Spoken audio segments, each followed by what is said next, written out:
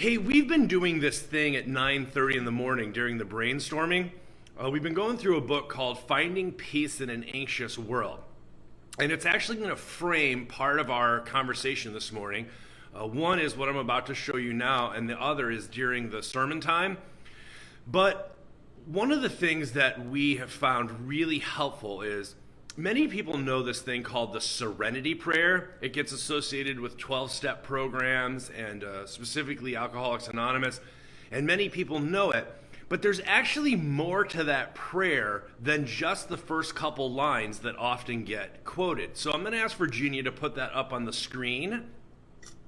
And I want to show you the full prayer. So what we're going to do is we're going to call this an open-eyed prayer.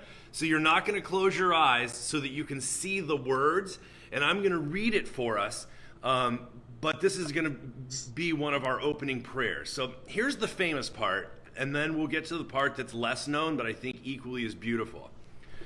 God grant me the serenity to accept the things I cannot change, courage to change the things I can, and the wisdom to know the difference. Right? That's the familiar part. But here it gets better.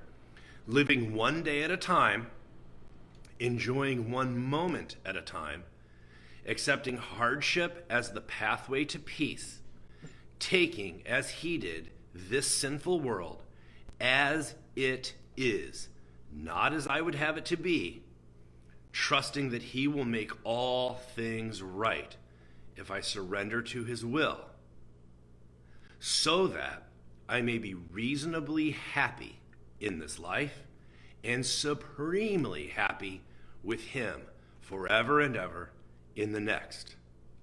Amen. Have you ever seen that full version of the prayer? This is written in 1943. Some of you have? 1940. I want to read for you a section out of the book of Ecclesiastes, not an often quoted book, mostly for its tone, but I find that it fits our moment and our mood well. So I want to start reading. It's in chapter 1. I'm going to pick it up in verse 12. I, the teacher, applied my mind to seek and to search out by wisdom all that is done under heaven. It is an unhappy business that God has given to human beings to be busy with. I saw all the deeds that are done under the sun, and see all is vanity and a chasing after wind. What is crooked cannot be made straight, and what is lacking cannot be counted. That's a quote. So I said to myself, I have acquired great wisdom, surpassing all who were over Jerusalem before me, and my mind has had great experience of wisdom and knowledge.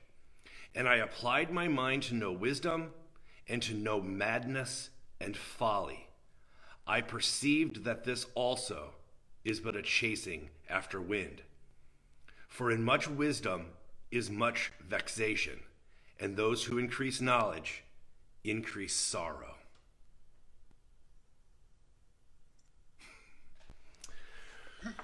So this spoke to me because the more I learn, the more troubled I become. I would be so glad if I could go back to being fat, dumb, and happy.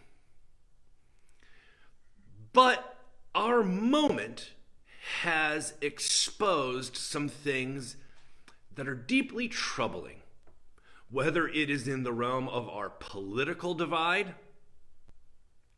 whether it is in the realm of our cultural chaos, our animosity, and our conflict culture, whether it is in our healthcare system, our education system, our environmental degradation, our race relations, and issues of policing. It's troubling. We live in troubling times, and the more you think about it, the worse it gets. And if I can just go on the record as saying, the last thing I needed to do was to be in quarantine, left alone with my thoughts. The only thing that makes it worse is watching the evening news. I'm getting amens all over the screen, by the way. Yeah. So when we've been going through this book, Finding Peace in an Anxious World, I found a section, I'm going to put it up on the screen. This is from the Kindle edition that I thought would really help us today. A Way to Acceptance. I'm going to read it to you. As we continue this study of the Serenity Prayer, which I read a little bit earlier, as a practice to face our anxiety, we turn our attention to the idea of acceptance. God, grant me the serenity to accept the things I cannot change. I find this sentence to be the most difficult line of the prayer. The verb, to accept, doesn't sound busy enough for me. Acceptance feels passive and contemplative. I'm much better at changing things than accepting things.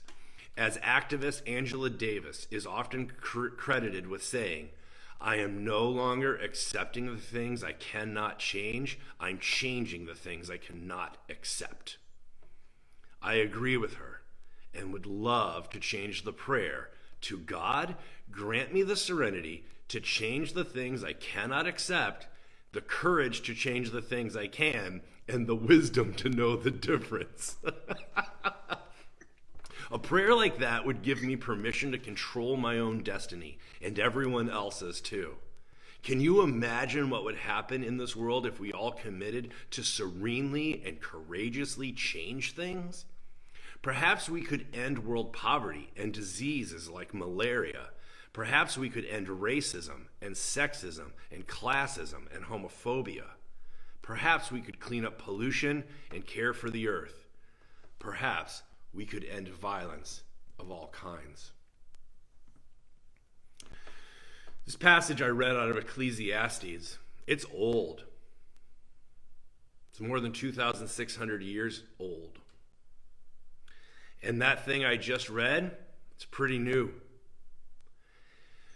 When I draw a line from one to the other, I know it's probably not a straight line, but what it does let me know is that if you continue out the trajectory, this is going to be an ongoing issue. The problems aren't going anywhere. So we have to have a conversation. We've been talking about hunkering up the last 2 weeks, what it's going to look like when this thing turns around and we are released back out into the world.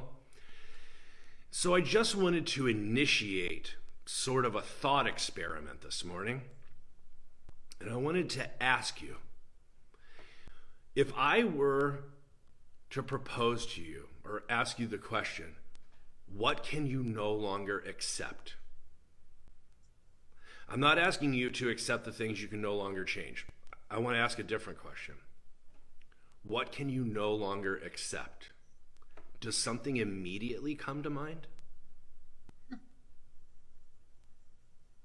We're going to talk about it in a minute after the song, but I want to give you a second. If you just listen to your heart, if you go with your gut, what do you feel down in your bones?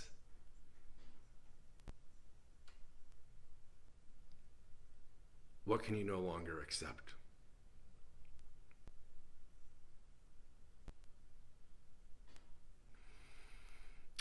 I'm going to ask Joy to sing us another song while we continue to contemplate that, and then we're going to come to the table and talk together.